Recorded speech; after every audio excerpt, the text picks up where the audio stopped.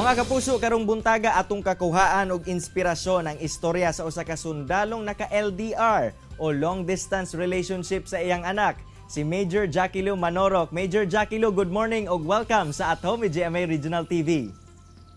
Good morning everyone. Good morning Mindanao. Good morning Cyril.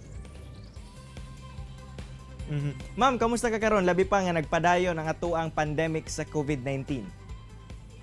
Okay lang kaayo say, padayon sa pagpanerbisyo sa atong nasod. Ma'am, nganong gipili nimo nga mahimong usa ka sundalo og pila na ka katuig in service sa Philippine Army?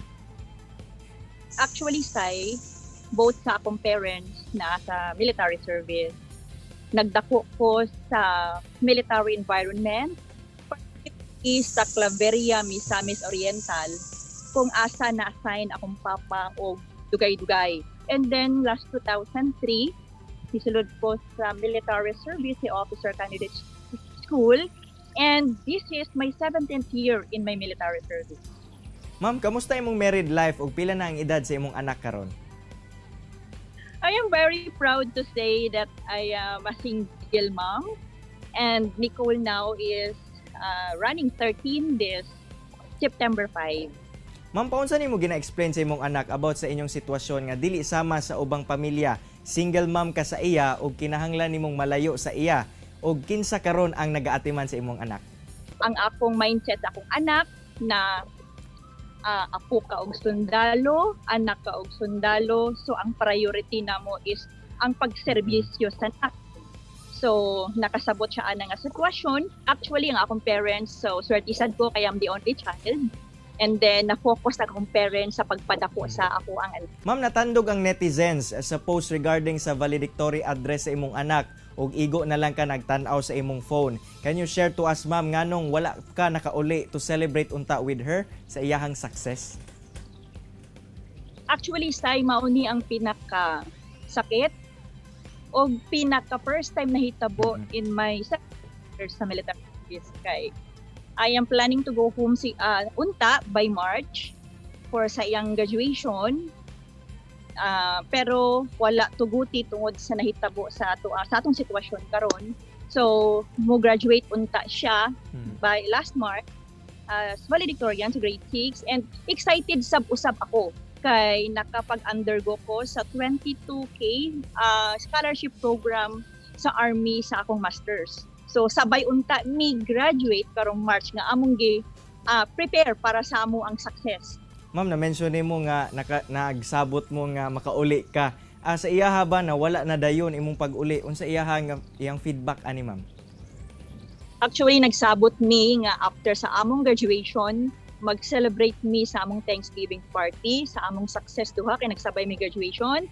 Actually we have already a venue, meron kaming naanamit teams, ang kayang mindset na lang namo nga muuli na lang ko para to invite relatives, friends to celebrate.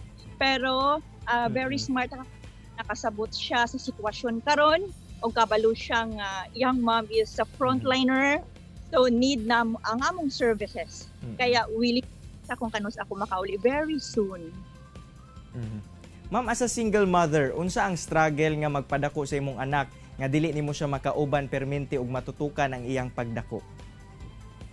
Actually, ang liksod sa akong part, say, is ang struggle sa akar ng dugay ko makauli. Kay sa ako ang manggong mga units nga na-assign na admin officer to the commander, ADCAM, so medyo movement ang among trabaho. So I am very much happy kay ang akong parents tutupod sa nagtubo ang akong anak o ako nagtubo ming naagid sa Ginoo kay akong papa karon is nasa Post Evangelical Church ng Port ID siya nagdala as pastor.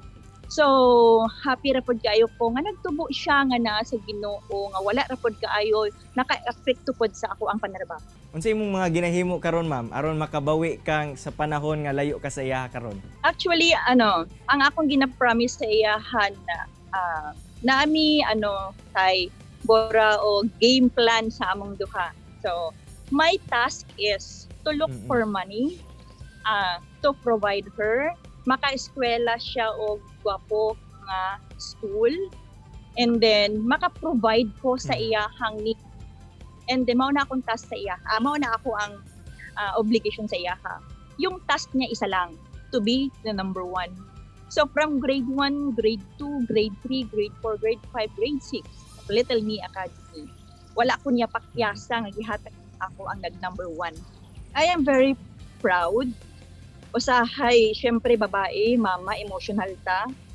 Usahay, matulog ko sa military court. Ako lang dire. Maghilak ko na, maghilak ka. So proud na, in spite of everything, nalayo ka, tapos ikaw lang, single mom. Very proud gihapon ko kay wala na ko napabayaan ng iyahang success sa school. Ma'am, unsa imong pangandoy para sa imong anak? Naunta, magtubo, og padayon akong anak na mahadlokon sa Ginoo. Magpadayon sa interest sa iyang school, sa pag-eskwela, ug makabot niya ug mahuman siya sa kurso na gusto niya. Daghang kayong salamat, Major Jacqueline Manoroc, for sharing your story sa tanang Mindanawon, ug hopefully ma'am, makauban na nimo very soon ang imong anak for a post-graduation celebration. Once again, daghang kayong salamat, ma'am. You're welcome.